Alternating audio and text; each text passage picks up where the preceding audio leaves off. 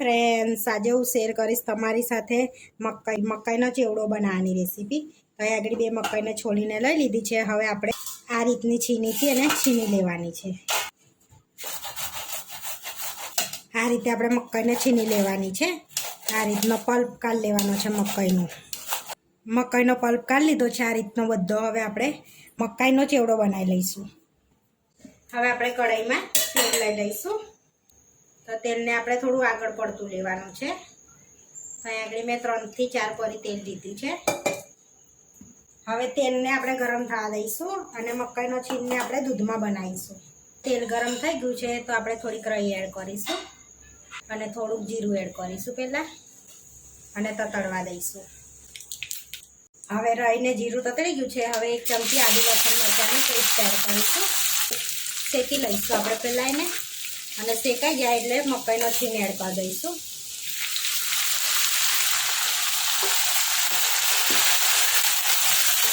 હવે સરસ એને શેકી લઈશું. આપણે તેલમાં શેકવાનો છે પહેલાં આપણે એને. હવે ધીમા તાપે આપણે એને શેકાવા દેવાનો છે. જ્યાં સુધી આપણે મકાઈનો છીન છૂટું પડે ને ત્યાં સુધી શેકાવા દેવાનું. અને ધીમા તાપે આપણે એને શેકવાનો છે. ફાસ્ટ જાય કાં તો કાચો રહે એવું થાય. હવે આપણે 5 મિનિટ શેકાવા દીધો છે. હવે આપણે એડ કરીશું દૂધ.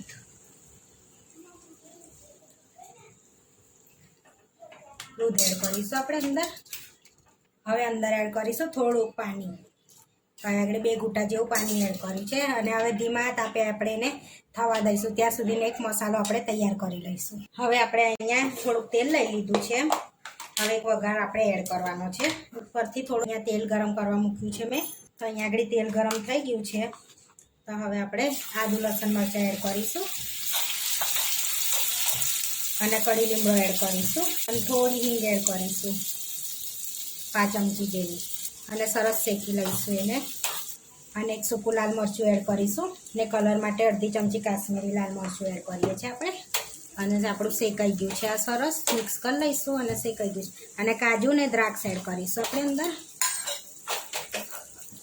અને શેકી લઈશું. તો આપણે બધું શેકાઈ ગયું છે. હવે આ વઘાર આપણે ઉપરથી એડ કરીએ છીએ જેથી ટેસ્ટ સારો આવે આપણા છીનમાં. મિક્સ કરી લઈશું. હવે એમાં એડ કરીશું આપણે મરી પાવડર.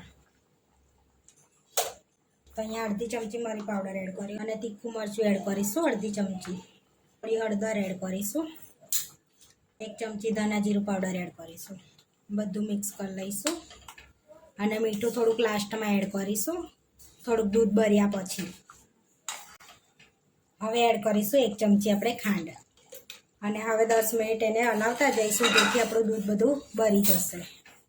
જો આ રીતનું ધીરે ધીરે ઠીક થતું જશે એટલે આપણે થોડુંક ઠીક રાખવાનું છે. હવે એડ કરીશું સ્વાદ પ્રમાણે મીઠું. હજુ થોડુંક ઠીક થવા દઈશું. હવે એડ કરીશું આપણે ધાણા. મિક્સ કરી લઈશું.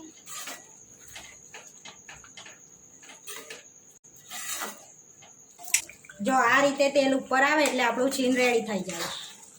હવે આપણે સર્વ કરી લઈશું. હવે આપણે મકાઈની છીનને સર્વ કરી લઈશું. વરસાદ પડે ને તો આ ગરમ ગરમ મકાઈની છીન ખાવાની બહુ મજા આવે. હવે ઉપરથી દાણા એડ કરીશું. શિયાળામાં મજા આવે ખાવાની.